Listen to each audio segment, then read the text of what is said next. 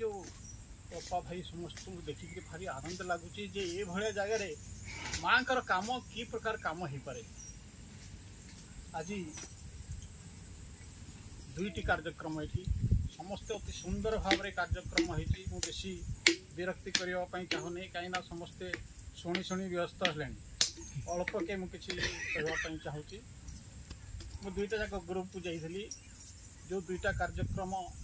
ये चली प्रथम तो ग्रुप डिस्कसन है दुईटा दल अति सुंदर भाव प्रांजल भाव में आलोचना होता जो 5टी प्रश्न दिहला गोटे है आमर वास्तव यही आश्रम प्रतिष्ठा दिवस बा ये जो पाठचक्र जो दिन होता तार प्रतिष्ठा दिवस उपलक्षे कार्यक्रम था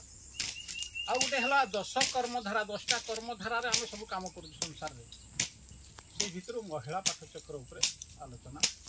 सुंदर भाव में समस्ते पार्टिसिपेट करते बहुत समस्त धन्यवाद से गोटे छोटिया खाली कथा कहवा समस्ते आम बहुत